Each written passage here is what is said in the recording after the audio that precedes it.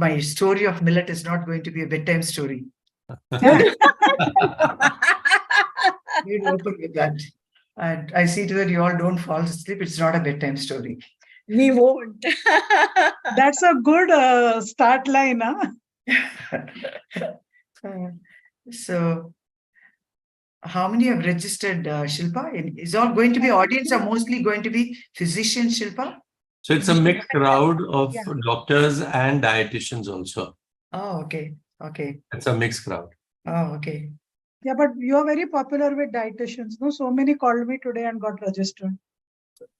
Not because of me, come on, Shilpa. Come on, you're ऐसा मत Amitabh बोलो Bachchan यार, of ऐसा मत dietitians. बोलो यार, क्या बात है? Yeah. Then I'll certainly not sleep only then.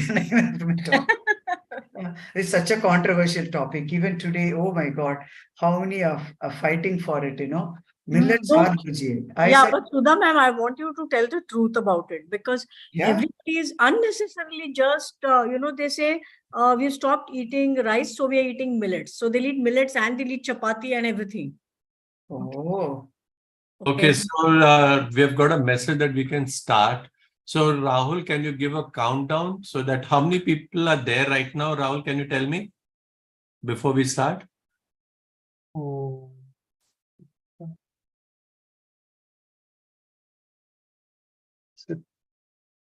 292 have joined so far. wow. Oh, Good, that's a 92. good Wow, that's a number. pretty good number. Wow. Wow. Many more will join in now. So now you'll find a lot of join-ins happening. So you already got close to 300 people already there. So Wow. Wow. Even in a daytime conference, I don't see the hall would have had this many number for nutrition topic. Wow, that's pretty good. Kudos to the organizers, Dr. Neeta and Dr. Sanjay and Shilpa. Yeah. We've got excellent speakers like you. That makes it possible. That makes all the Yeah. difference. No, no. Okay, I think Rahul, give the countdown and let's start. And Shilpa, you introduce and get going then. Yeah. And the question answer session will be after my presentation, Dr. After yours and Sanjay's, both the sessions. Oh, okay. After that too. Yeah. Then there'll be kind of Q&As after that. Yeah. Okay. So 9:02 we can start. We will start by showing the CV slide at sharp 9:02 we can start. So you give a countdown, na? Shuru karo na count. We can start now. Yes, sir. It's 9:02. So Okay. Shilpa, get going.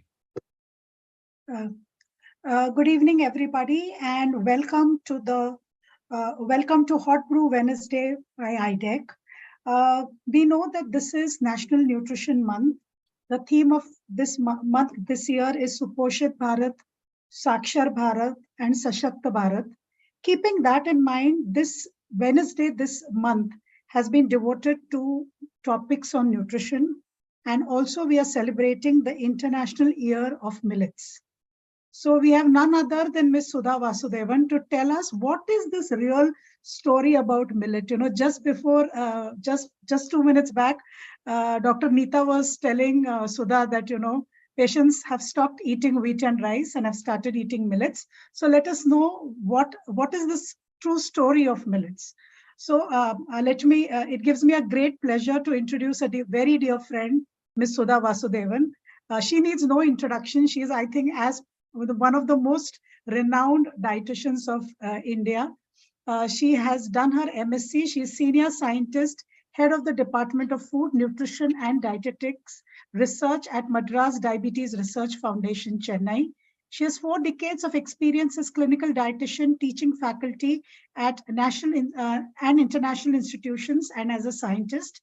She's a key member in promotion of Dr. Mohan's brown rice, development of Dr. Mohan's Atlas of Indian Food, and EpiNew, a nutrition software. And we all have been using Dr. Mohan's Atlas for food. She's actively involved in translating food and nutrition research findings to evidence-based product and services to benefits of community at large. So, Sudha, please, the stage is all yours.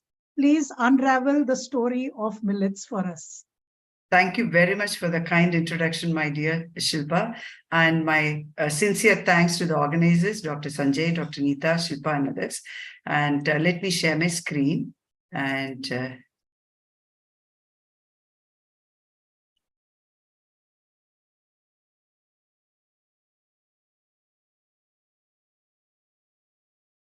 So the full screen. Yeah, and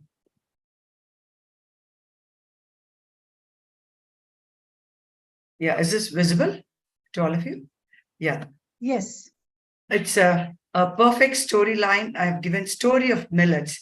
So I hope I'm not going to tell you all a bedtime story now at this hour of the day today to put you off to sleep, rather to really shake you up and wake you up. This is going to be a very unique bedtime story to all of you, my dear colleagues today who are on this call today. So I've divided my talk into two parts.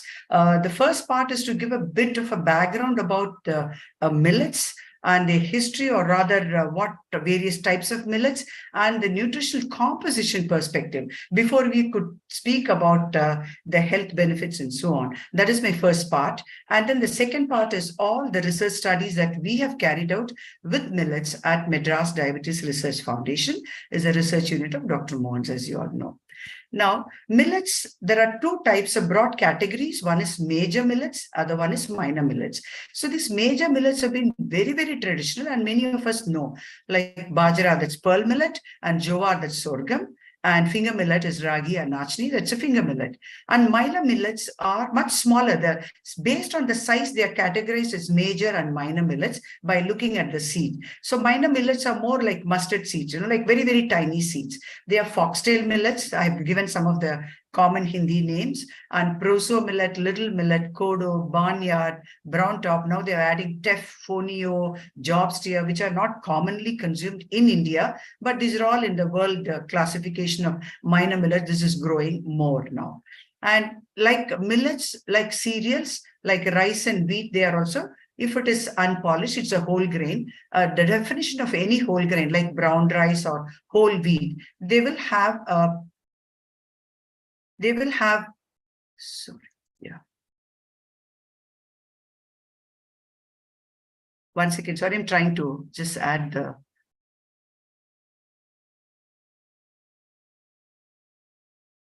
So they will have this bran as an outlier, outer layer. That's the typical of a three qualification for a grain to be called as a whole grain. One is the outer bran layer, and then this is the germ portion, and then the center core is a starchy endosperm. If 100% of the entire bran and germ and endosperm, then they are called whole grain. This is what is a common understanding. Unfortunately, when you go to buy in the market, one cannot see through the naked eye how to identify the grain available in the market, be rice or wheat or millet. How do we identify? This is a bit tricky because you have to see for the bran, which is like a glossy layer, and I'm going to show you a few of them. And the tip, the germ, will be the jetting out portion, which is whitish in the grain. That is one naked eye identification. Through the packet, they would have given a window through which you can see that.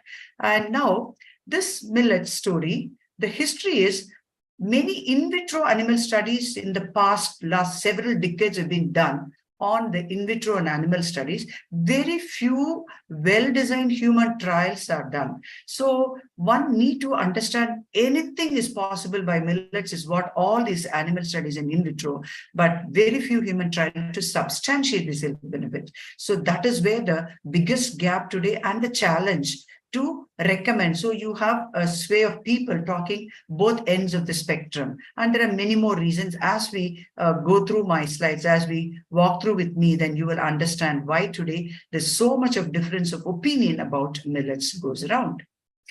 Now, taking a simple composition, say any food has to have a benefit. Let us understand nutritionally how different are these millets as compared to white rice and brown rice, which is a whole grain. As we all know, white rice is polished grain. So you can see here, the carbohydrate is high in polished white rice. Brown rice has also got 72%, when the whole wheat has got 59. When the fiber content, this column is dietary fiber. When this fiber increases, you will see there is a drop in the carbohydrate content. Like these pearl millets and sorghum, finger millet, they all have high amount of fiber, certainly. So there is a proportionate reduction. But nevertheless, most of all the either cereal, grains or millets or wheat or rice, all of them contain about 60, nearly 60 and above % carbohydrate, meaning to say for 100 gram that you will find 60% of there is carbohydrate. So the bulk of the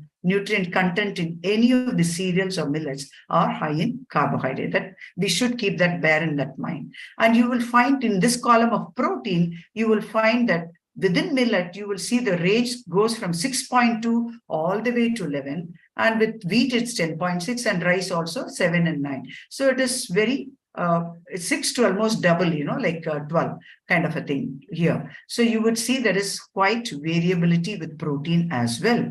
And then the fat, again, you can see few millets have got really high fat content. It's a plus point as well as a minus point. The more the fat content, it becomes rancid, the chicken very fast, and the poor keeping quality, like bajra, pearl millet, and you will find foxtail millet, and the barnyard millet and little millet. They are all to the extent little more fat than the other cereal grains typically, as you can see.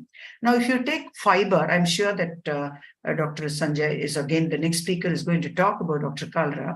And the fiber, there are two types of fiber, insoluble and soluble fiber. This again is debatable today. All the population-based epidemiological studies prove that insoluble fiber would definitely delay the risk of diabetes and so on. A lot of longitudinal studies from the West have reported, and many studies have supported soluble fiber is a key important fiber constituent to bring down the glycemic index. So all the food industry application and wellness food development, they try and use more of soluble fiber if the plan is to bring down the glycemic index or to launch a low glycemic index cereal-based product in the market. So that is the basic chemistry-based thumb rule.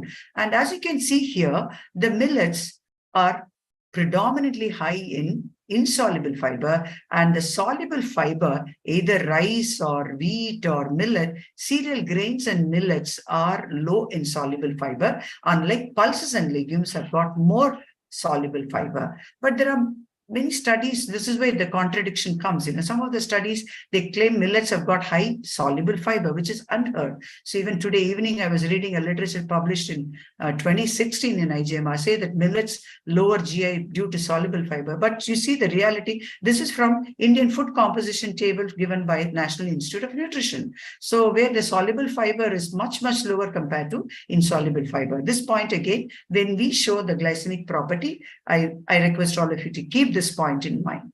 Now, millets, in addition to this macronutrients or carb, protein, fat, and fiber, we talk about the phytonutrients or the functional nutrients there.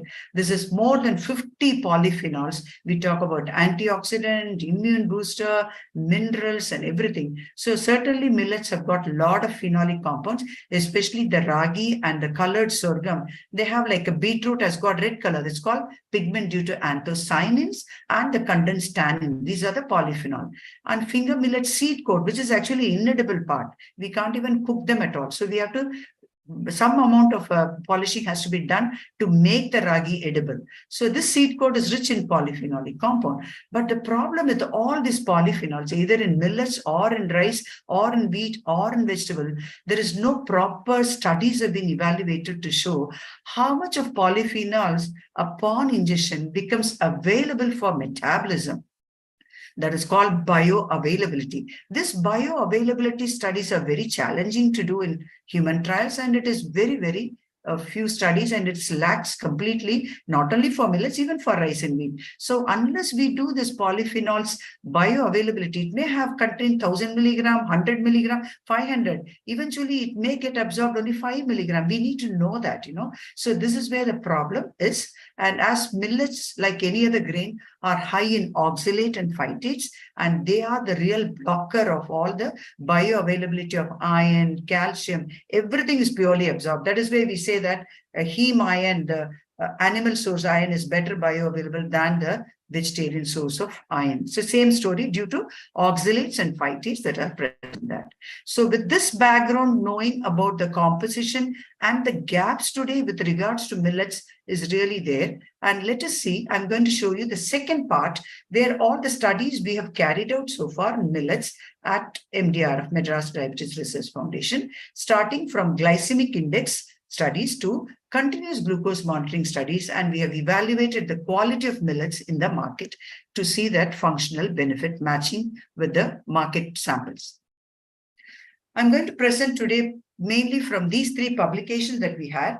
First, my colleague, Dr. Shobhana, she heads the Diabetes Food Technology Department in our center, and she developed through ICMR project finger millet-based products. And these products she developed, and we estimated the nutritional, sensory, and the glycemic index of these products. And then we have taken recently, as part of Department of Science and Technology funded project, and where we have published all the traditional, our millet and whole wheat and whatever the traditional food, 12 foods we have taken and evaluated the GI. Most of them are millets were included in the study. And the third publication here, which got published, is the market survey, again in IGMR. We took the markets of minor millets today getting popular in South Indian market, and we assessed the glycemic index of the unpolished little and foxtail millet. These are the 3 publications as evidence for the millets story I'm going to take in reference to diabetes care. I'm not talking about food security, undernutrition at all in my talk. My talk is focused only in diabetes care. And before I speak about the glycemic index property, we need to clarify and understand these are all very loosely spelled terms: glycemic index, glycemic response, and glycemic load. So just to recap and tell you, a glycemic index is a property. It's like a speedometer of a car that tells you what speed the car goes. So glycemic index tells you what speed the carbohydrates containing food raises the blood glucose as compared to pure glucose, which has got no business to stay in gastrointestinal tract. It is such a pre-digested pure glucose drink.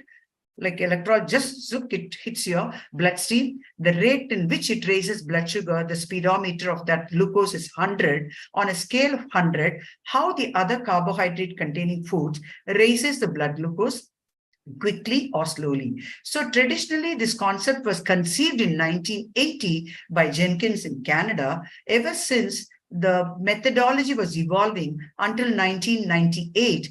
WHO, FAO brought in a consensus as they found a lot of literature. People were using different methodology. It became very complicated to compare and come to a recommendation on nutrition and dietary choices. So WHO, FAO in 1998, they formed a consensus of how to do glycemic index methodology. And further in 2010, based on the WHO, FAO, now the ISO protocol is standardized 2010. So the ISO protocol says that across anybody wants to do, you have to do that. But unfortunately, still many do not follow this consensus protocol. For a simple example, this important blood glucose measurement is capillary blood glucose not to use glucometers. But you find most of the glycemic index studies, they've used glucometer because they have an extreme coefficient of variation. So glucometers is not. So the simple protocol and measurement of available carbohydrate, that is where you have to plan the feeding. That is again lacking. Many do in vitro studies and they call it still a glycemic index.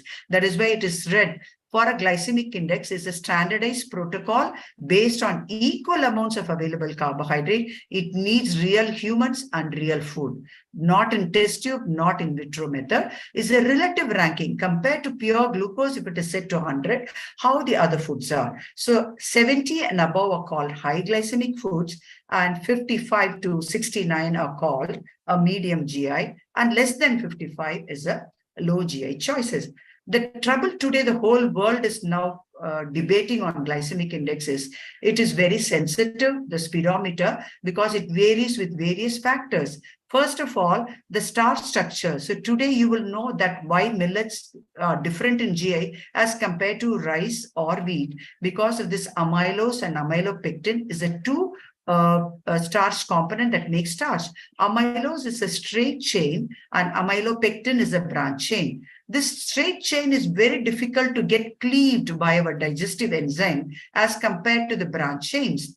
Amylopectin is a branch chain, and normally starch in rice, wheat or millet, predominant almost 3/4 of starch is amylopectin, and 1/4. Even there you have low amylose, like a sticky rice, waxy Japanese rice, and you have high amylose. So definitely world over, it is convinced higher the amylose, if your grain has got either rice or wheat or millet, you can definitely be assured that it's likely to show a lower glycemic index, because it's going to get digested much slower than a starch containing more of amylopectin. Then the particle size. If it is so fine particle, there is less work for your teeth. So the bigger the particle size, there is a staying time in your mouth, and this grinding mouth, and then it delays the gastric emptying rate, and hence the delayed absorption. And quality of fiber content. This is where it's very, very important to understand. Millets, though have high fiber, the quality of fiber, what millet probably may not be so suitable to bring down the glycemic index. I've given you enough clues with soluble and insoluble, and with the intactness of the fiber. Then the cooking methods, of course. If you overcook and finely gelatinize and you don't want to chew very well, people want it soft cooked, and definitely what the gastrointestinal tract has to do, that is done at outside at your home cooking level or at industry, like a pre-digested food. Then it is going to raise the blood glucose. It is going to digest much faster. And degree of processing, like polishing and unpolishing. If you remove all the outer layer, keep more and more polished, and it is very polished, then it is processing is highly refined, and then it is definitely going to get digested fast. And artificially a low GI happens when there is more fat is added to it. It gives you a false lower GI or low GI. That doesn't mean that it is a healthy food choice. Suppose somebody makes cookies with millets, which contains more than 10% fat. Definitely, I can close my eyes. We have tested enough cookies for GI, be Good Day or which is 30% fat or 16% fat. All of them show low GI. That does not mean that such cookies are healthy. That is due to fat. Like ice cream is a low GI food because it's very high in fat. Does it mean that ice cream is a healthier choice? So similar context, one need to understand the application of fat and oil in cooking with the millet preparation. And food matrix is finally the most important factor. Where there is a starch, the fiber has to go and block it to prevent the starch getting absorbed, digested quickly. If the starch is somewhere and the matrix is somewhere ground in, most of the preparations are batter form or a flour form, roti form, and you will see the food matrix is completely chaos. And this could be another reason to raise your blood sugar level, because the surface area grows much bigger and the digestive enzyme can digest well. So these are the factors with the GI. And glycemic response, people get confused. Glycemic index is applicable only to single food. If I'm talking about a bajra ki roti or rotla, then it is called glycemic index. If somebody eats bajra ki roti with some dal or some side dish, then you measure GI. It is not GI, it is glycemic response. Like your breakfast cereals, if you add milk and then measure glycemic index, it is not called glycemic index, it is glycemic response. It's a single food alone is called glycemic index, is a property of that food. If you combine two foods, then it is glycemic response here.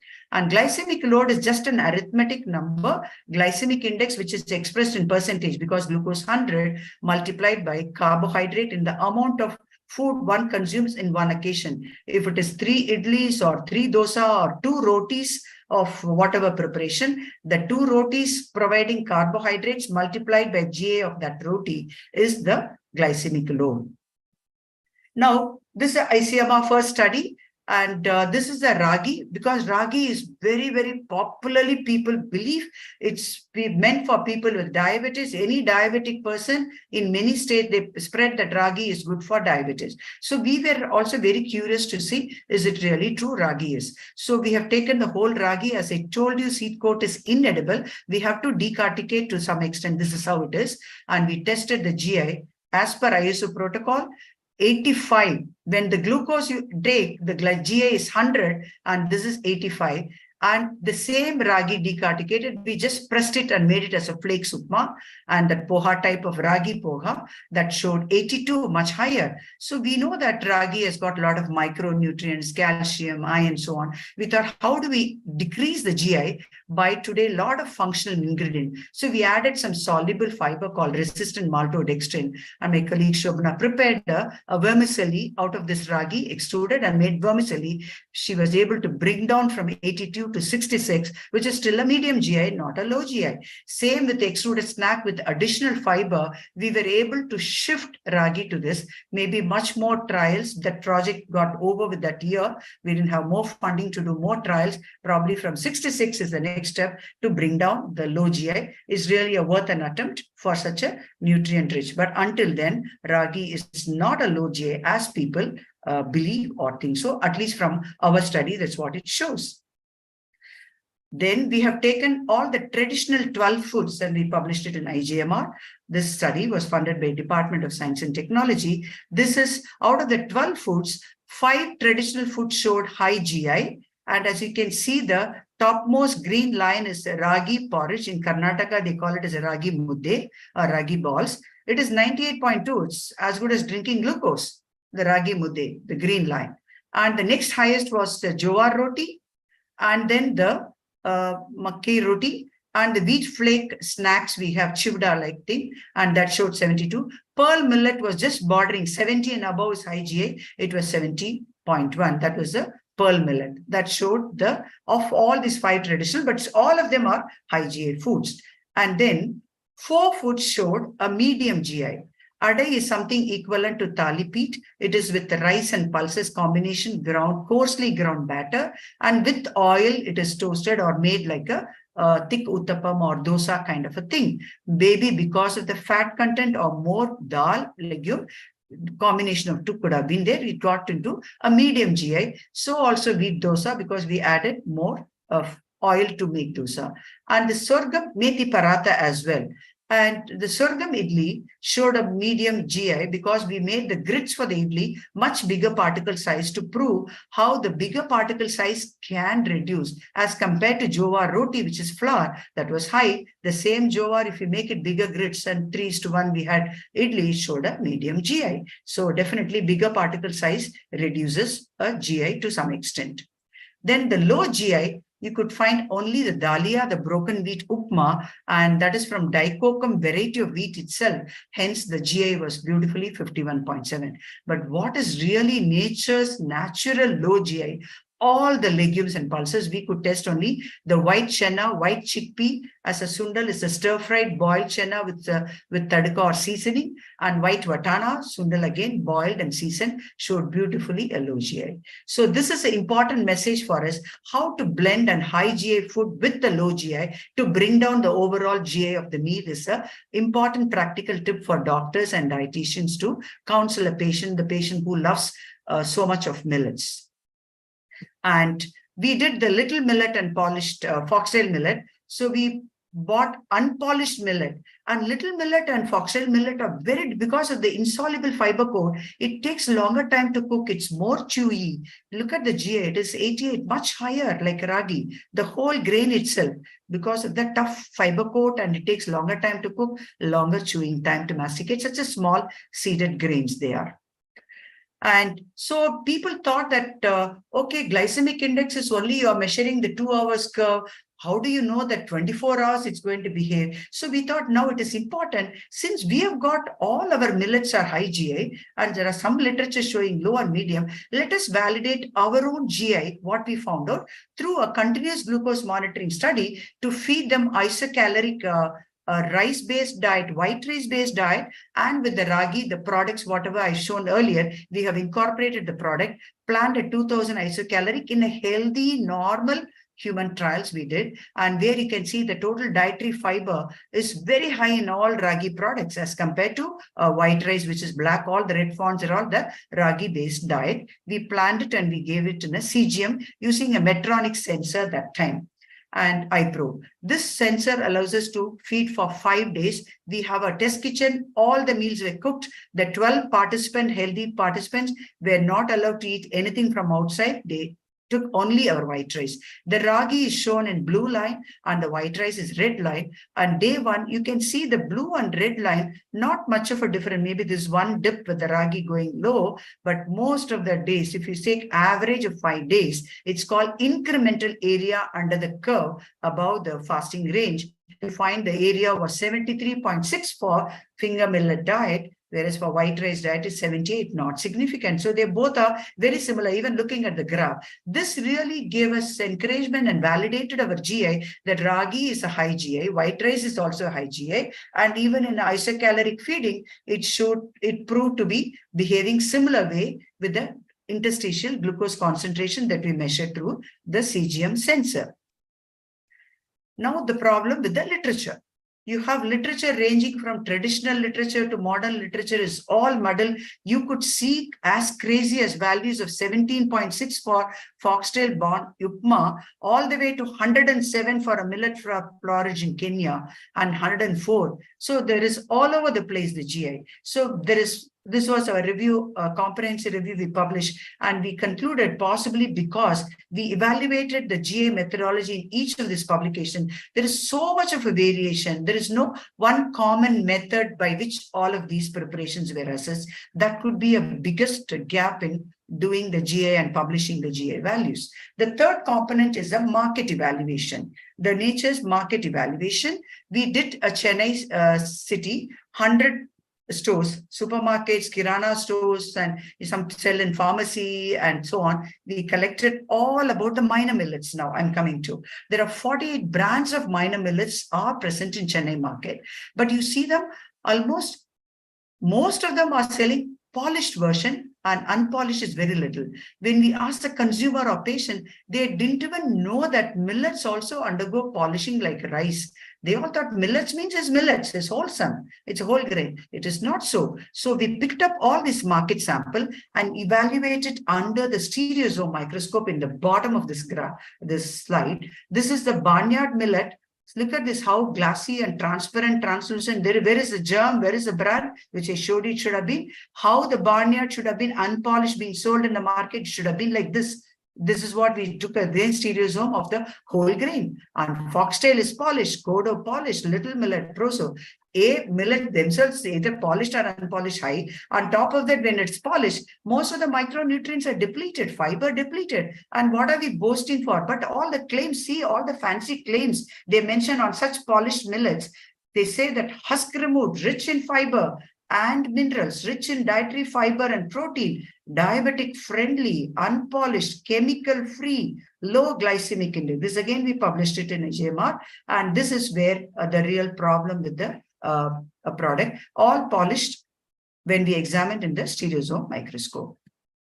So now to summarize so far what we have learned from my presentation, there are certain pros and cons, and we all know that what I have not explained in this talk is it eco-friendly. Millets do not need much water for cultivation. They are arid condition, but again, per acreage, the yield probably is lesser than rice and wheat, but they retain soil nutrition better, and they are more nutrient rich, like insoluble fiber high, micronutrients high, and proteins are good, so many things, okay? But the cons are, disadvantages are, they are low in amylose. Now you recall the bell, what I told you about the factors that influence GI, low in amylose, low in soluble fiber. These two itself enough to prove that millets are not showing sufficiently a low GI. And they are very fragile starch, such a small seed. The machineries are now coming up. Indian Institute of Millet Research has beautifully developed a lot of machineries, but it's still not popular. So people use rice mill to make flour or wheat mill to make flour. So it gets crushed such a small seed with that machine. The starch is like a talcum powder. When the fragile starch means low amylose starch powder, it is very floury endosperm. And so the surface area of the particle size is so fine, it definitely could get digested much quicker. That could be the reason for higher glycemic response in our study. High oxalate and phytates is another disadvantage, though they are loaded with a lot of phytonutrients and micronutrient, the bioavailability is big questionable factor. So considering these, so now way forward, but today there are many people, like Dr. Neeta was mentioning, people have stopped eating rice, wheat, and they say it's, oh, I eat only millet today. Like people say, I stop eating white sugar, take only jaggery and palm sugar, which is no better than the white sugar in terms of calories and carbs. Okay. Same way people say they move to millets. Remember that all the millets, cereal, grains, and millets are all high in carbs, above 60. First number point. So what is way forward? If you're patient or if somebody loves millets for the taste and they are used to traditionally eating millets, they come from that background, they can eat millet, but please encourage them, tell them to bring down the blood glucose. Just millets will not do. They have to add enough pulses and legumes in the meals to reduce the spikes in blood glucose. And do not add more fat to the millet product like bakri, rotla, and ghee sour. And other one is with the millet, one can add millet flour to the dal flour like tepla. Like basing, we add to dal flour, we add more of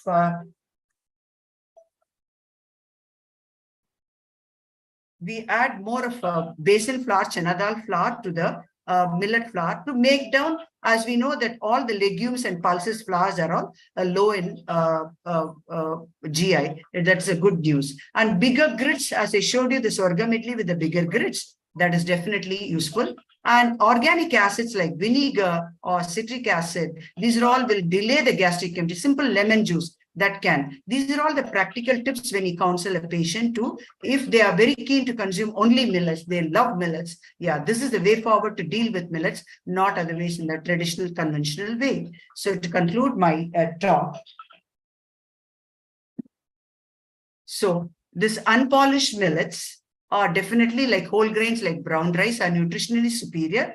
But today there is a nutrient database, even in the food composition table, we are clueless for certain millet. They have not given the value, fiber. We do not know whether it is polished or unpolished. This is definitely a need of the hour. And I've shown that finger millet diets do raise similar glycemic response that of a polished white rice.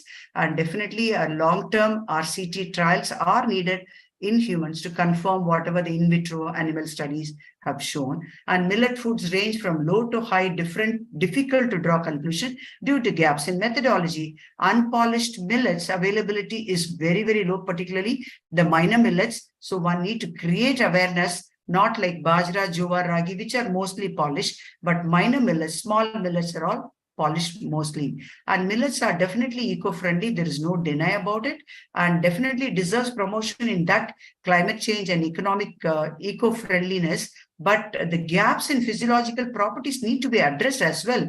So how do we modify the millet so that it doesn't spike your blood glucose? Should be equally given important thought like a climate friendly crop. Considering the nutritional composition, it is worthwhile to lower the GI by developing products. Today, zillions of functional ingredients are available that appropriate science and application. We need more such science-proved wellness products based out of millets are needed in the market.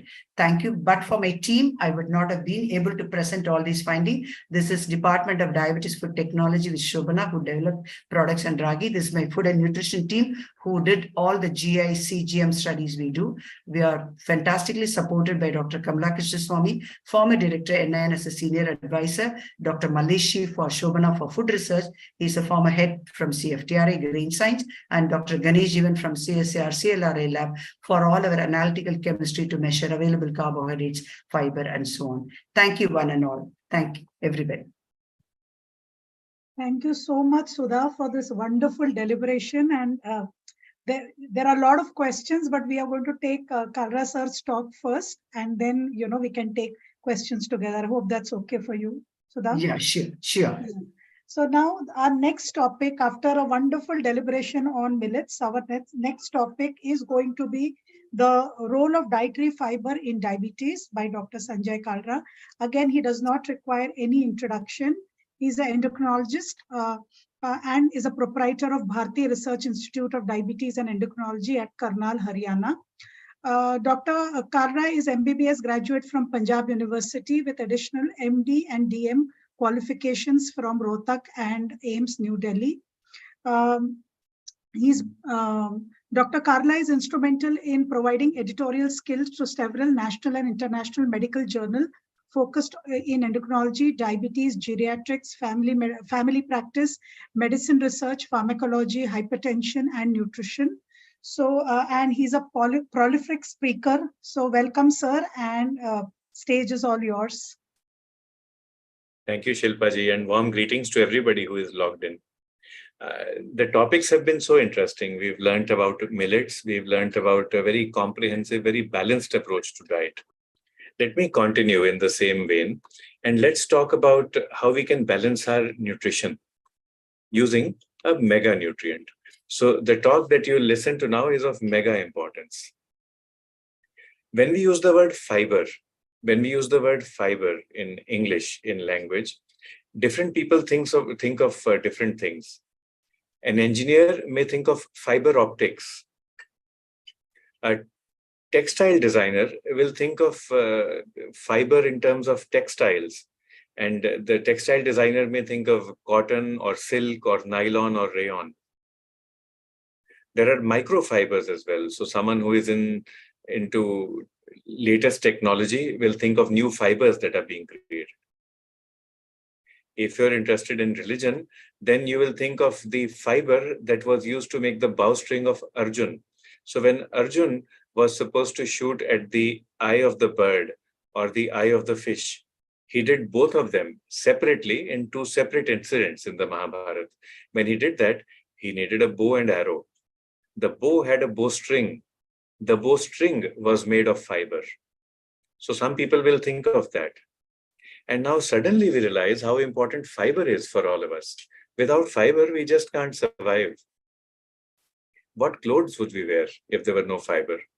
How would we connect with each other? How would we communicate if there was no fiber optics? We would not be able to speak to each other even as we are speaking now. We need fiber optics for that communication. And if the Mahabharata had not taken place, if fiber was not there to make the bowstring of Arjun's arrow, then what would we talk about? What would some people on earth fight about? But we'll talk about dietary fiber today, something simple.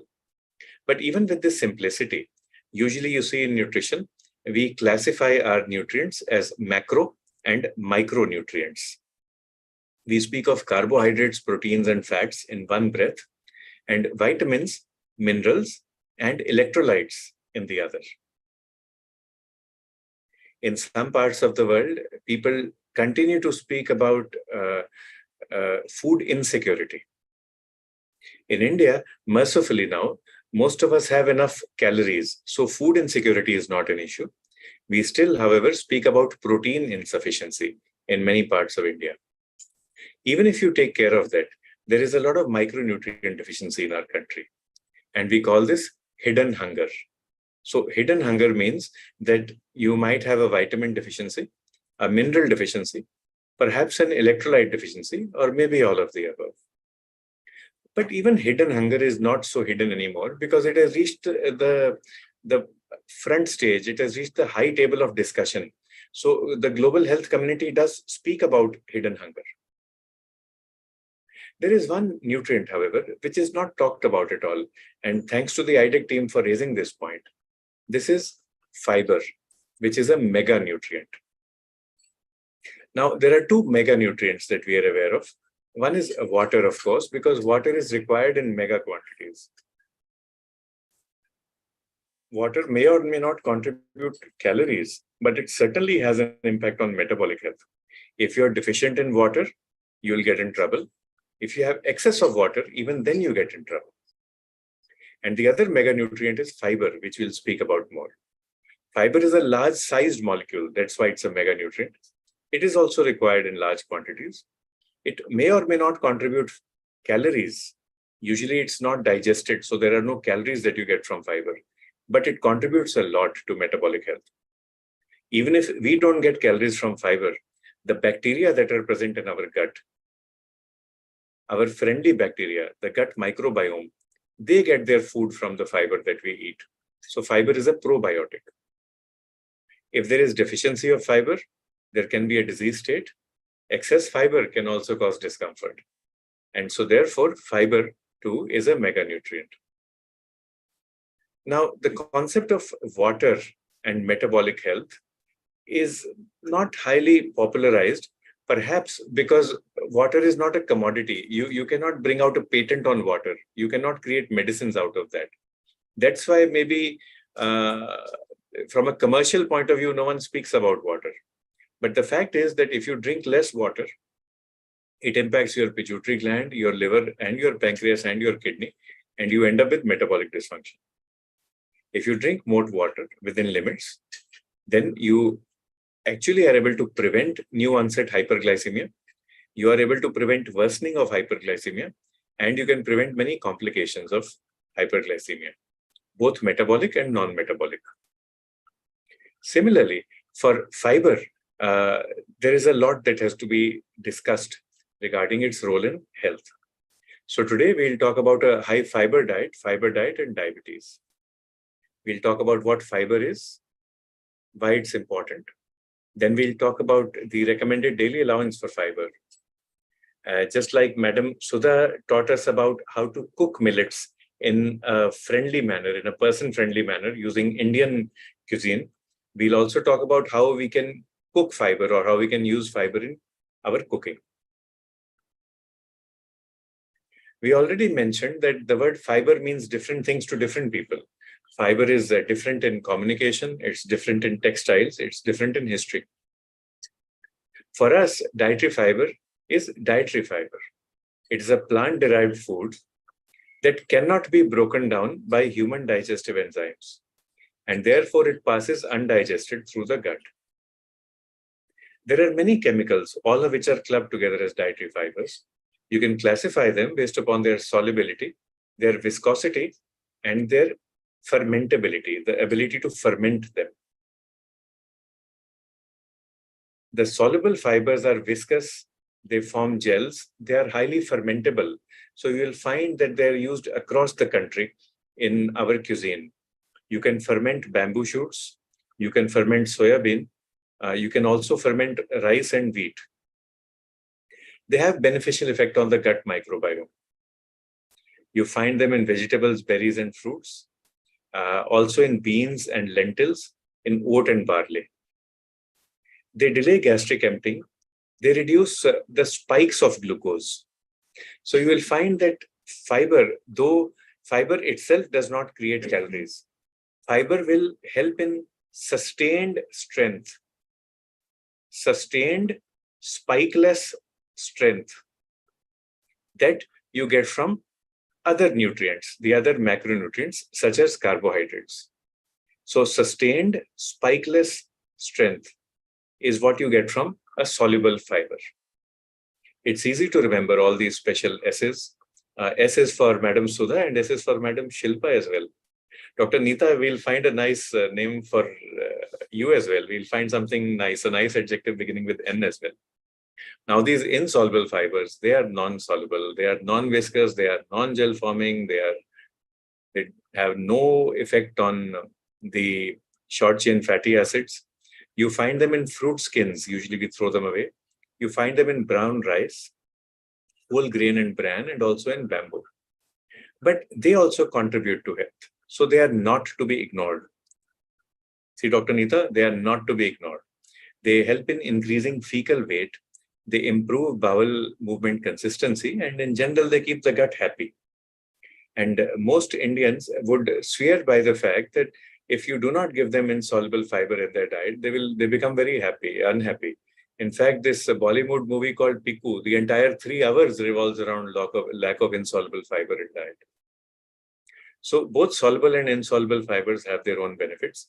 Some you see in terms of metabolic control, the sustained, spikeless, smooth glucose control that you get with soluble fiber. Others you see in terms of a mechanical benefit, that is in terms of bowel movement. So different types of fibers, soluble, insoluble is the way we usually classify them.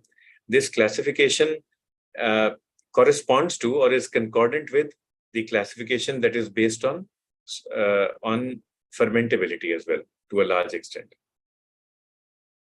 Why are fibers important? The reason is that gradually over the past couple of decades, we've got to know that diabetes is multifactorial, multifaceted, and high fiber diet can actually help in improving glucose control. Not only are the other advantages there, which we already mentioned in terms of spikeless, smooth control, fiber also reduces insulin response. So if it prevents hyperinsulinemia, it will prevent the beta cells from getting exhausted or tired early. There is an improvement in plasma lipids as well, and in weight. So high fiber diet has an impact on virtually every aspect of the metabolic syndrome, on dysglycemia, on hyperinsulinemia, on lipids, and on body weight.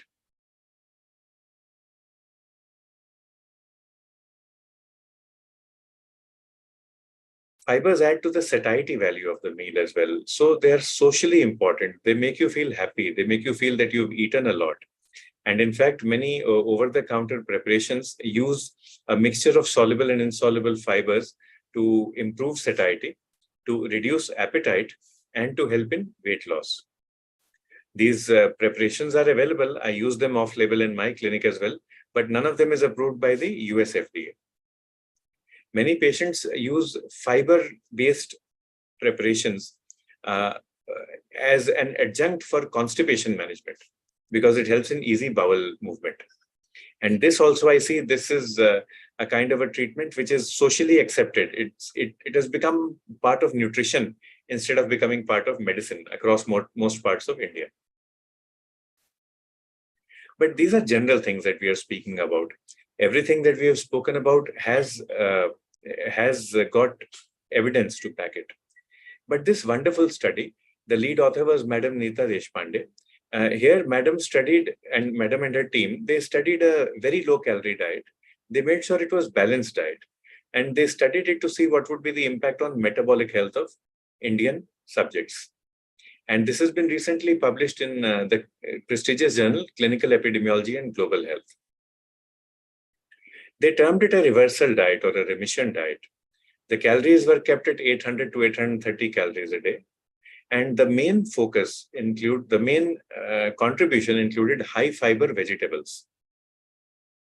Half of the participants were women. The study was continued for 6 months. And what they were able to find was that there was an improvement in weight, body mass index, central obesity. Actually, all the indices, whether waist circumference, hip circumference, or neck circumference, all improved. Most important of all, body fat percentage went down from 41% to 36.6%. So a statistically significant improvement in body fat percentage. So if you're able to use a very low calorie diet with high fiber vegetables, which gives satiety, you can actually reduce weight and you can reduce adiposity. Not only did these participants benefit from improvement in their anthropometric measures, they also had improvement in biochemical and in other clinical parameters.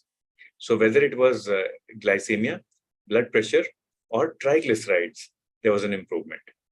In fact, there was an improvement in SGPT and homocysteine as well. So these are the advantages of a high fiber diet. And you can promote this as a sustainable way to sort of facilitate diabetes remission. Even if that is not possible, you can use it to improve metabolic health, comprehensive metabolic health. So it's quite clear now that fiber diet is important. There is a lot of evidence behind it. But now the question comes, how much fiber do we eat? Can I eat fiber the entire day? What is the difference between me as a human being and maybe koala bears who munch on bamboo shoots the entire day? Can I eat only bamboo throughout the day? Now, there are guidelines for this actually. So let us look at our Indian guidelines. 20 grams per 1,000 calories of diet has been recommended. So for every 1,000 calories that you or I will consume, we will take at least 20 grams of calories. If we are taking 2,000 calories per day, 40 grams of fiber is what we need. Traditional Indian diets, and Madam Sudha has spoken so eloquently, traditional Indian diets actually contain enough fiber. Let me speak about some errors that may occur when we are counseling our patients. And I have seen this happening in a small state like Haryana as well. We are supposed to be homogeneous, but actually we are a state of 36 biradri. That means 36 different ethnic groups. Each ethnic group has a different style of cooking. So when you use the word dal may mean different things to different people. When you use the word chana chana can mean different things to different people. Safed chana, kala chana, these are different ways. The word besan was used. Now, besan is chane ka atta without the husk, without chilka. It is made from black gram, but there is no fiber in besan. In Hindi, when you use the word chane ka atta, it is assumed that the chane ka atta, which is gram flour, has got the fiber. It is a whole pulse. So chane ka atta is equal to chane ka atta chilka samet, along with the husk, while besan is equal to chane ka atta without chilka. Half of my family lives in Hyderabad, and earlier they lived in Chennai for more than 10 years. And my sister-in-law would actually find it a struggle to get chane ka atta chilka samet from the grocers. In Hyderabad, it is not difficult, but you have to ask for it. Otherwise, you will be given besan. Besan has no fiber. And if you take a besan-based diet, the hot favorite in Haryana and Punjab would be curry. That causes glucose spikes like anything. The glucose levels jump like anything. When you're able to explain to your patient that, see, black gram is black in color, but besan is yellow in color. So obviously there is a difference in the macro and in the micro architecture. Then the patient understands, and they understand the concept of fiber. So we should be aware of linguistics as well when we are counseling our patients for diet. And of course, we should be aware of diet and nutrition. The best part that I liked about Madam Sudha's talk was that she transcended nutrition. Nutrition means how many calories, how many grams of protein, how many essential amino acids. And diet, which means how many grams of millets to be eaten per day. She transcended nutrition and diet, and she moved to culinary medicine. Culinary medicine means how do I cook millets in a healthy manner, in an appealing and acceptable manner. That is culinary medicine. And that was the strength of Madam's talk. Similarly, when we are speaking of high fiber, it is okay. This slide in front of us tells us the nutrition, it tells us the diet, but we should know how to cook. That is culinary medicine.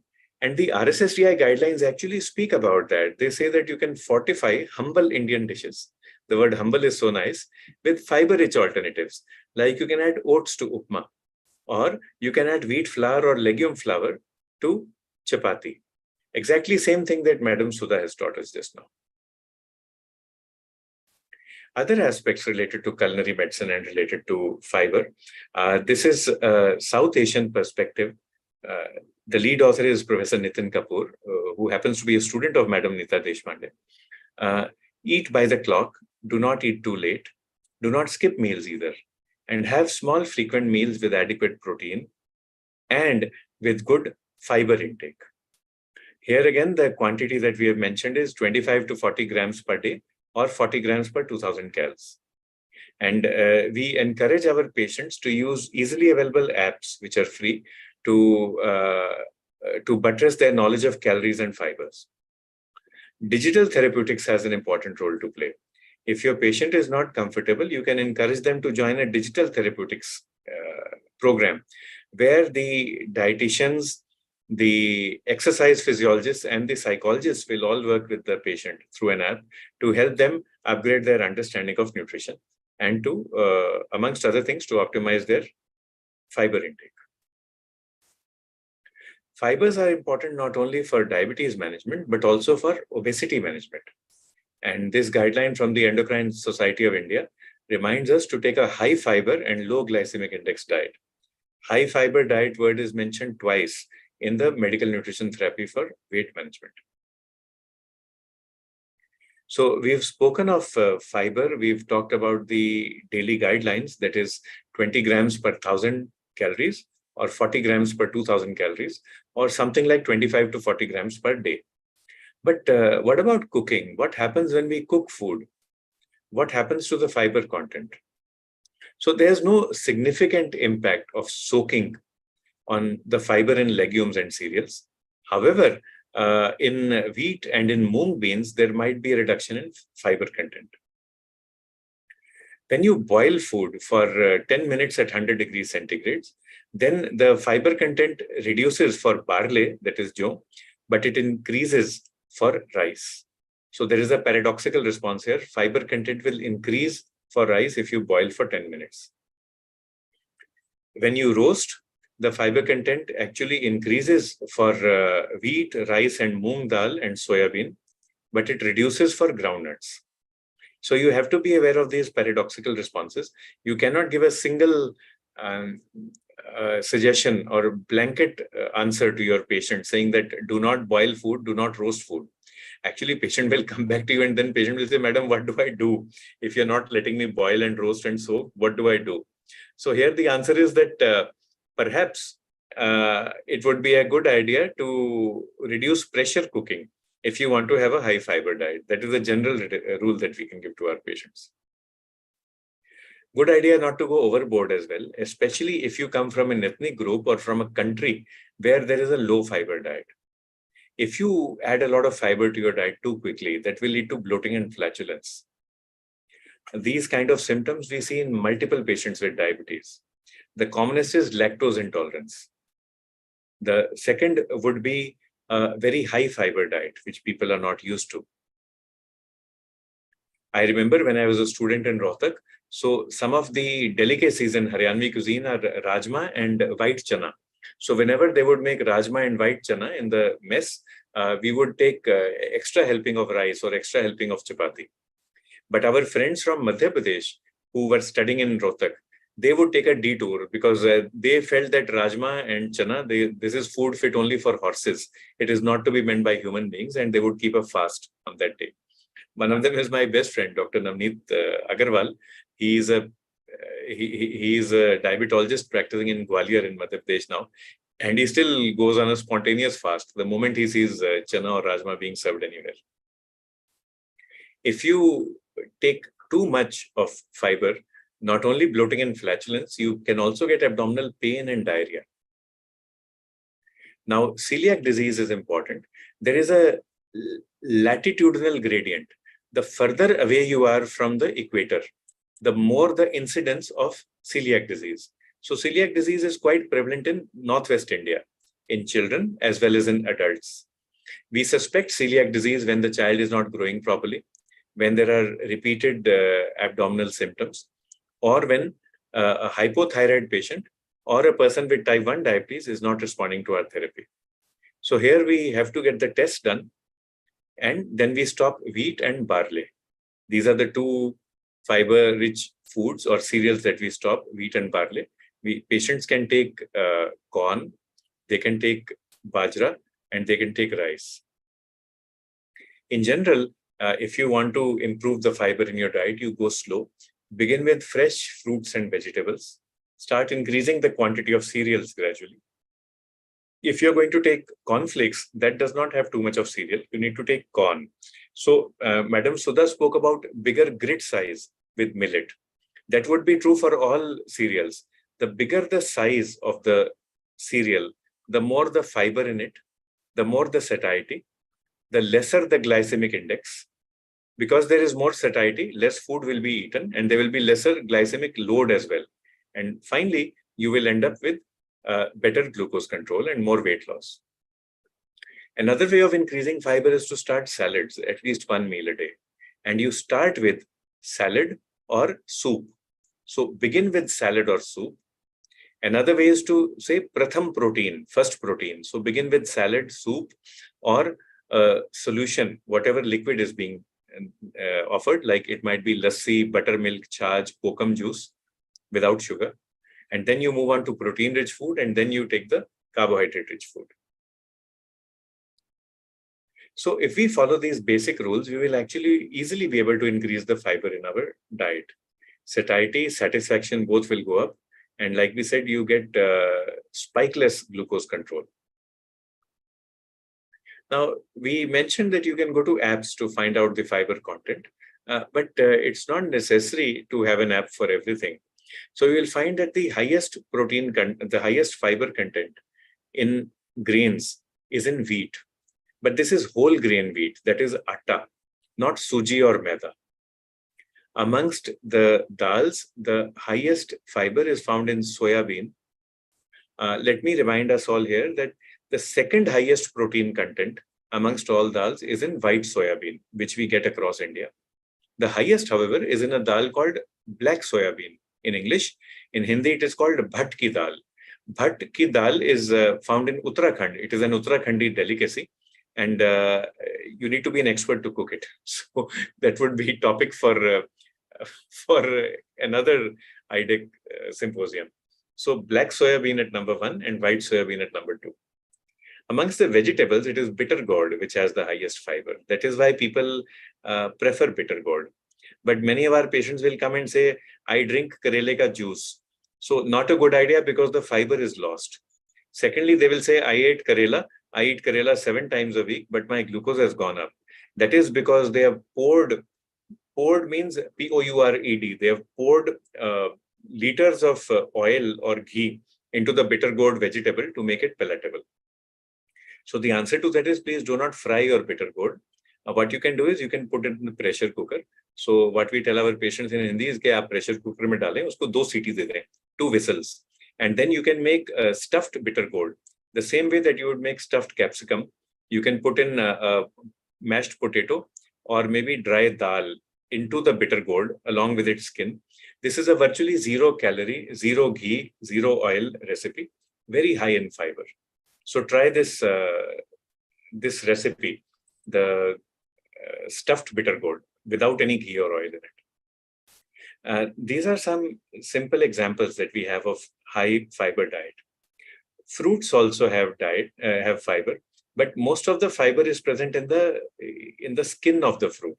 So if you're peeling an apple, then you are losing the fiber that is present in it. Nuts and seeds also have a fair amount of fiber. In endocrinology, when we are in a teasing mood, we ask our students, what is the glycemic index of almond? You will be surprised actually that most of them get it wrong. The answer is 0 or it's not calculated. Then many times we ask them how much cholesterol is there in 100 grams of dry cashew or 100 grams of dry peanut. There also they get it wrong. The answer is 0 because cholesterol comes only from the animal kingdom. So now if you're going to fry the cashew or peanut in ghee, then there will be cholesterol, but not otherwise. So these are some basic aspects of culinary medicine that we wish to share. Let me just conclude in a few minutes now. Whenever you want to introduce fiber, it is good to know the nutrition, good to know the diet, and very, very good to know the culinary medicine part of nutrition. But don't be in a hurry. Go slow. First, ask the patient, the family, what is it that they eat? What is it that they like? Don't go just for a 1 day or a 3-day dietary recall. Because you see, some people will eat different foods during weekdays and different foods during the weekend. So an English word that I learned recently, it is called circaseptan, circaseptan. Circaseptan rhythm means roughly weekly rhythm. Now, most families will follow a circaseptan rhythm. So they will have the same kind of a rhythm for food over a week, but not over days. So take a weekly dietary recall as well. Then see how you can work along with the family to increase the protein or optimize it, increase the fiber, optimize it, and improve satiety while maintaining satisfaction of the entire family. This is what being person-centered and family-centered is. And with this, allow me to thank the IDEC team once again for taking leadership in this very important field. We have spoken today about millets. Thank you, Madam Sudha. We have spoken about the mega nutrient that no one else speaks about, the mega nutrient fiber. While discussing that, we also discussed the classification of macro and micronutrients. We alluded to hidden hunger. We talked about fiber. And then we talked about the classification of fiber, soluble as well as insoluble. Soluble fiber has metabolic effects. Insoluble has mechanical effects. Both are important for health. If you use the right fiber in the right quantity, you will be able to get a smooth, sustained, spikeless glucose control, along with reduction in hyperinsulinemia. There will be comprehensive metabolic effect because you will also have reduction in lipids, especially triglycerides and body weight. The trick is to introduce these fibers slowly into diet and to aim for 25 to 40 grams per day or 20 grams per 1,000 calories. Do remember that soaking, boiling, roasting, pressure cooking may have an impact on fiber content of various foods. Especially remember that for rice, the fiber content will increase with boiling. So that is a good thing that we should be aware of. Do not go above 60 grams. Do not go overboard because you might get abdominal discomfort, flatulence, bloating, and sometimes diarrhea. Be aware of celiac disease if you work in a part of the country where celiac disease is endemic. And the best way to start would be to start with salads, increase salads, and learn the method of cooking so that you can optimize fiber content. Now, we spoke about various aspects of fiber, all the way from communication up till diet. But there is another way in which fiber is used in English language, and that is moral fiber. Or you might want to say that every fiber of my being believes in the importance of fiber. And that would be my concluding statement. Every fiber of my being believes in the importance of fiber. This is a tool, this is a nutrient that we all have with us at home. We are just not using it properly. Now that we are aware, let's begin speaking with our patients tomorrow. Let's begin counseling them the right way about culinary nutrition, culinary science, and see the results a few months from now. You will be pleasantly surprised. You will be satisfied. Thank you. Thank you so much, sir, for this beautiful talk on dietary fiber. Now, let's start with questions. Neeta, do you want to ask something before I read out, or? No, I think there are so many questions that I don't have a chance. Just one sec. Let me just go back. Okay. Okay, so I begin with this question because this is the most relevant out of a lot of questions that we have. We are going to take up as many as we can.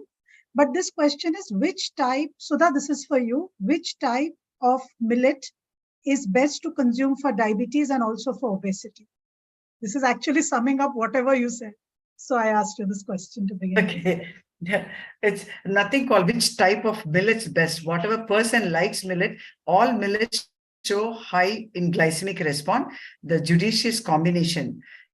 If a person who's fond of bajra, please ensure that you use less fat in the preparation and add more legumes and pulses to improve the glycemic index. So it can bring down the soluble fiber. Or if there is a commercial product which comes with a functional claim with more soluble fibers added to that, and then as they say it's a lower glycemic, that's a way forward with the best millets to try.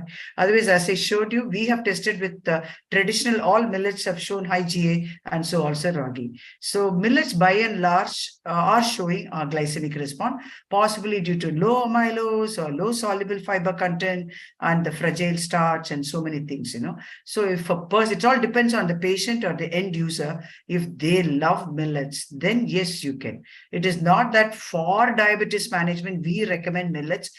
I do not agree with that statement. Yeah. Sudha, there's just a counter question to that I would like to tell you that most of my diabetes patients who come in, they have their quota of a wheat chapati or a roti, and then instead of rice, they have millets. Oh, why did they're eating both cereal and millets in the same meal? Oh, yes. So why do they include millets now from to the regular? Millets instead of rice. So because they consider rice is bad, so they have millets instead of rice, but chapati stays. So this is very common. It's not double food fault. Food fault, I would say. It is like a football. You have a food fault. It's my food faults. So I think people need to understand, as I shown you, the composition, either rice or wheat or millets, all belong to the grass family. Exactly. All of them contain above 60% carbohydrates. So the carbohydrates first in quantity need to be checked, and quality one need to look at the glycemic. So I do not know. It is probably the the media, the news, what they get, they all get confused. I'm sure the person, if he or she is a diabetic, they can test their postprandial blood glucose in 1-2 days. They will know how with and without millets. It's one self-management itself. They can pick it up. What we are saying is true or not. It's the proof of the pudding there. Yeah. Sir, the next question is for you. The question is, how does fiber reduce insulin resistance and does it increase insulin secretion? This is the question which is asked.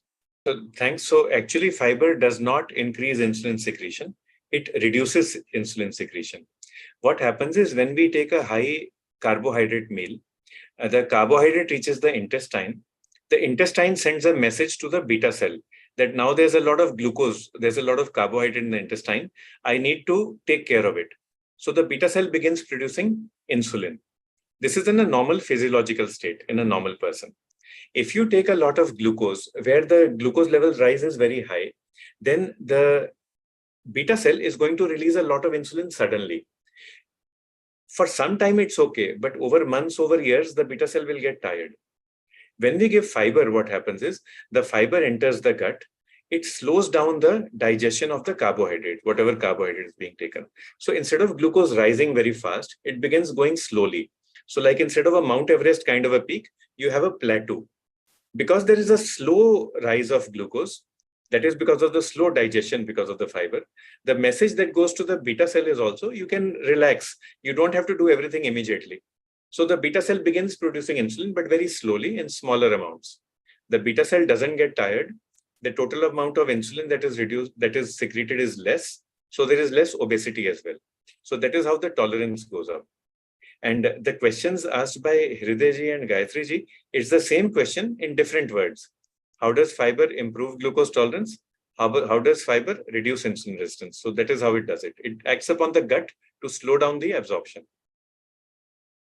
So now the next one is for you. And this is a very interesting question. I mean, there are many more, but I found this very interesting because you work with products which are made with millets. You just described a couple of them in your presentation. Omkar is asking, what are the constraints faced in production, marketing, and consumption of millet as a major dietary component? What are the constraints which are faced in production, marketing, and consumption of millets as a major dietary component? See, it starts right from the, as I showed you, the market samples are polished versus unpolished, that's one. And then the machinery is really not adequate to handle. Uniquely designed, each millet is very different. So the food engineering has to grow. And then the production is being high in fiber, insoluble fiber, then the shelf life and keeping quality in the large scale. That is another important aspect. That's one of the reasons the minor millets are there, and it is been polished and sold. It's for easier keeping quality. So that is where we are losing most of the nutrients in the millets if it is sold in polished form. And the other one, the consumption is because people try to say, like what Dr. Nitya said, that millets are better than rice and wheat. It's again not an appropriate message, as all of them belong to the same family of carbohydrate containing cereal grains and millets. So it is a choice and preference. If you are pushing people to consume more millets just because it is environmental friendly, an arid crop, doesn't need water, and greenhouse gas emission less, and all those things, then one must also equal importance to be given its physiological benefit ultimately. So people moving away from wheat and rice, thinking that eating millets is going to help me manage my diabetes better, we are miserably failing there. So that is why I said that there's a need of the hour is knowing this potential for environmental friendliness of the millets. One need to now consciously the food technology to imply with a lot of functional ingredients, how to reduce the glycemic property of the millet is a way forward for a value-added products, not as a whole millet. If we consume today, most of the even the unpolished millets like little and foxtail millet I showed are high in GI. That is where the problem. Yeah. So the next question is for you. Rabindra is asking, what is the best fiber supplement for a person with diabetes? The best would be from diet, I think, because Indian cuisine is so rich in fiber. certainly we will be able to find something or the other that our patient is happy with. Like, see, Madam Sudha also said, if your patient wants to take millets, they can take. So everybody would like something of some grain or the other, which is rich in fiber.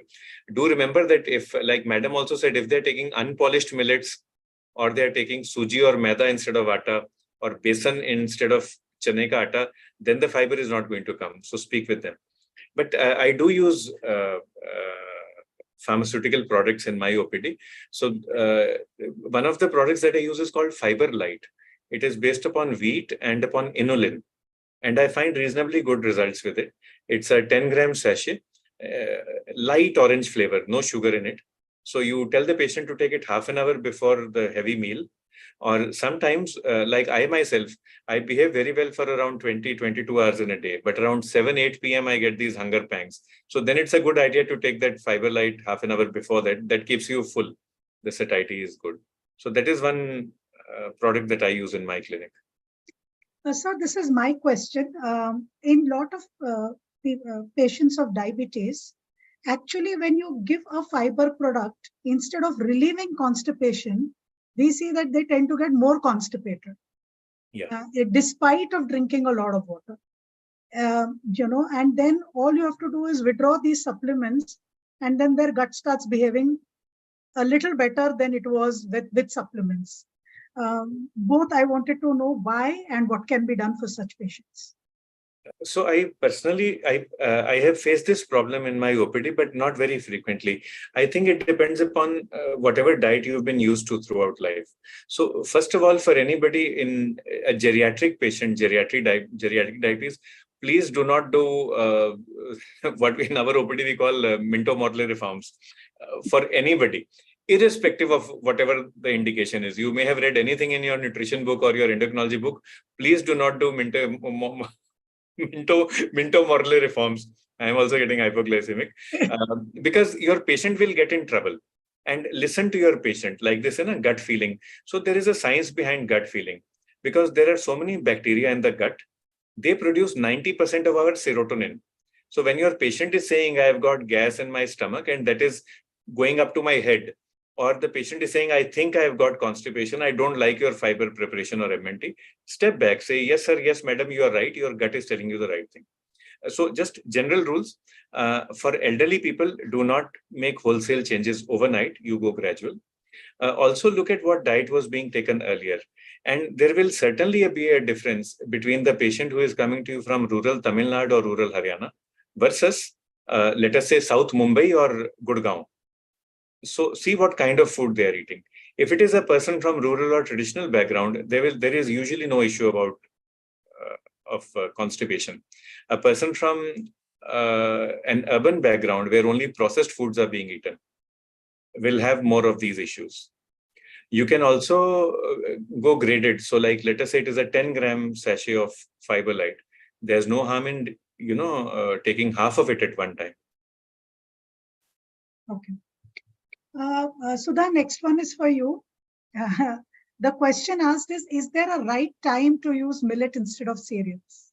What is that? Right? Right time. To use Millets instead of cereal. So what the person is asking is lunch, dinner, breakfast. Is there a time to it? It is a cereal first. It's a cereal and millets. It's all the same class. So whatever time you're used to a cereal, comes in the main course. That is what people would love to use. So the chrononutrition aspect is not been evaluated for millet per se. So that is again questionable, like order of the food to eating. And these are all really not proven very well in our Indian context. So the millets are mainstay in our meal dishes, right? So it has to be in breakfast, lunch, or dinner. One question from me, and then Neeta, you can ask questions. Just one last one from me. So, Sudha, you spoke about gelatinization of starch, in the cooking process. So, millets are used in different form. Like Neeta said, some may use instead of rice. So basically, they take the whole millet and they, whatever, pressure cook or whatever they're doing, versus somebody is making a rotla out of it, in which they're actually roasting it and not cooking it in water. They are cooking it on a flame. does that change the way postprandial sugars behave? Because what I've seen is the ragi porridge tends to raise sugar far more than, say, a ragi dosa, even if it's made without oil. Yes. So I just So, wanted to understand that. yes. There are two types of cooking. One that uses moisture, that's why it's called moist cooking. And other one is the dry heat method. So the rotla, dosa and all are on griddle based. So you find that there is some certain amount of browning happening as you toast it. So some amount of starch could get converted to a resistant starch. So the degree of gelatinization in that dry heat is definitely a little slower. Even if you take our regular rice batter, you make idli and dosa. We have done that. And idli gives you such a high GI, and whereas dosa gives you a medium GI. The same principle of the heat application and the rate of starch getting gelatinized. That is why for a quickly, easily digested food for a convalescent patient, for a growing child after surgery, we give soft diet with idli because we want them to have quick energy and release. We don't serve them the dosa there. Yeah. Thank you. Over to you, Neeta. So I just want, because nowadays a lot of people take food off the shelf, and there are a lot of health foods and so many places selling all health kind of food. So what I would like, any of you can answer this. When you're looking at a food label, a nutrition label, how do you analyze the goodness or the worth of fiber when you are reading a food label? It's a wonderful $1 million question, I can tell you, because today the intactness of the fiber is very important. If you find the product is converted into flour form, definitely the intactness of the fiber is lost there. If the product is in juice form, like Dr. Kalra said, that eating whole fruit is better than fruit juice. So the intactness, what the fiber does like a fisherman's net, when you get digested in the ileum, it just absorbs all the carbohydrates, trapped it in a net. So if you send it to a chemical analysis lab, like a cut net, fishing net, you cut, the weight will be the same, 1 kilo and 1 kilo, but functionality of the cut pieces of 1 kilo fishing net cannot trap a fish at all, catch a fish. Whereas a 1 kilo intact fish net can catch fish. The same logic. Fiber needs to be intact. So the moment the same brown rice, when we worked with Harvard School of Public Health collaborators, the brown rice, when cooked as a whole grain, the GI was beautifully medium because nature gives bran outside, starch inside. If we cook it the same way, it is wonderful. The moment you grind it and make as batter of flour and make roti or dosa, then the starch and this is disrupted. That's why the food matrix is very, very important. It was a beautiful case history in US with the Kellogg's cornflakes. When they launched cornflakes alone, and it was high GA. Then they tested it, the GA is high. So they thought they must add fiber-enriched cornflakes was launched, thinking that fiber would definitely bring down glucose. And when they again tested, the plain cornflakes and the fiber-enriched showed similar GI. When they examined under the scanning electron microscope, they found starch is somewhere and the fiber-enriched is somewhere. So when it gets exposed to digestion, the fiber is not protecting. So starch has to be woven. The fiber has to be woven where the starch matrix, unlike a road barrier, block it there. So the starch doesn't get to pass the fiber to enter into the absorption. That is where the food matrix is very, very fascinating, growing new area in food technology. Yeah. The same pasta, which has got no fiber at all. It's such a beautiful low GI. And there are some veg foods which are very high in fiber, like millets. They are all pretty high in fiber. So we don't find them showing any low GI. So that nature of fiber, how it gets chewed and then it digested, that is where it is. And if the starch is so powder, most of our millets are used in flour form, like porridge. And people like, I think the other day I was talking, she was saying that umbil, they overnight, they soak and ferment it, all the more deadly. It's so that is why it's more, and starch fermentation releases more sugar from starch to more simple sugar. So that is why, yeah, it is helpful in the gut bacteria. So there is an in and out. You must see the plus and minus suit to your condition, what form it is needed.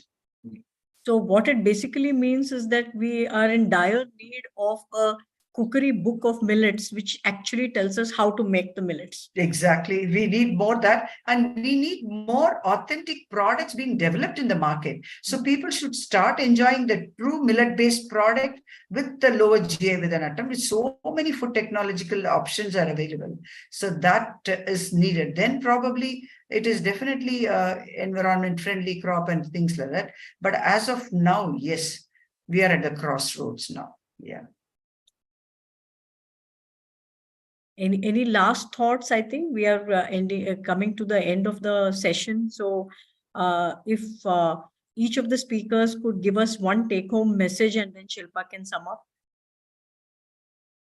Yeah, my message would be now today, our Indian diets are by and large high carbohydrate diets, whether rural or urban, whether northeast, northeast, west, south, our diets are roughly in the range of 60+% of total calories comes from carbs.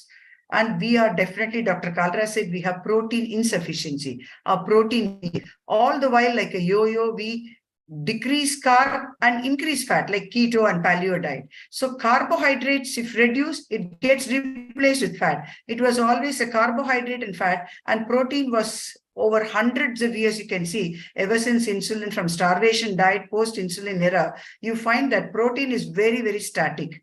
Only carbohydrate and it's seesaw effect of carbo and fat. Now for Indian diet, our fat intake is on par. We are not eating very high like a Westerner fat of 40-50%. What is lacking is we have to replace carbohydrates with protein.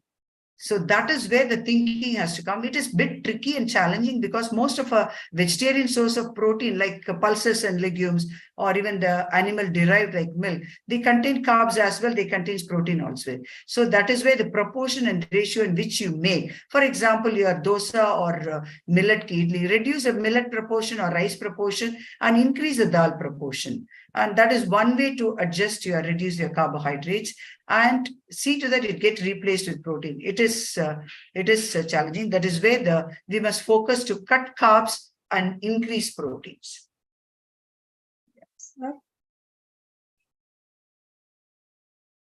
Like we say, don't throw out the baby with the bath water.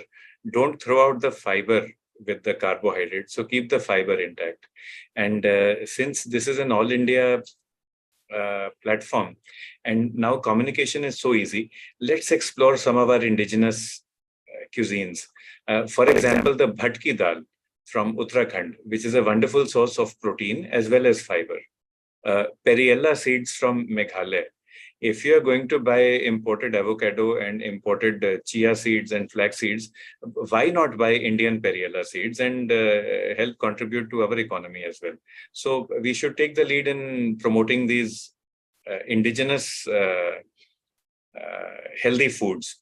And like Dr. Neeta Madam said, it's not just that we need to know that Periella seeds exist or bhatki dal exists, we need to know how to cook it as well. So let's do that together sometime. I think what we are getting is two things. A is from farm to fork, right? Least amount of processing that is required so that, like Sudha said, nature has put bran outside and starch inside. It's woven in a certain way. So I think it's very, very important that we don't process, minimally process. And like what Sir said, look out for make in India. So instead of chia seeds, Periella seeds. Or instead of something coming from China, say bhatki dal coming from Uttaranchal. Yes. So thank you so much, Sudha and Dr. Kalra. Thank you so much. It was an interesting session. Neeta, would you like to say something before we end the program? No, on behalf of IDEC, I really profusely thank both Sudha ma'am and Dr. Sanjay for giving absolutely wonderful lectures. Just superb. I'm sure people are riveted, and this will be recorded and it will be put up on our website for those who missed it. And it has been a fantastic I don't know how 1.5 hours just went by. It was so good. And thank you for such valuable information and for dispelling so many myths and misconceptions. Thank you so very much. And we want to invite you yet again. So please accept our invitations when we ask you to come back for our IDEC and IDEC Cafe. It's a pleasure and honor. Thank you so much, Dr. Neeta, Shilpa, and Dr. Sanjay Agarwal. Thank you very much, Dr. Sanjay Kalra, to have been join to the session. Thank you very And a much. big thank you to all the audience who are logged in. Please Yes. watch out for us every fourth Wednesday of every month for IDEC Cafe. Thank you so Thank much, you. Sudha. Bye. Thank you, Bye. Sanjay. Thank you.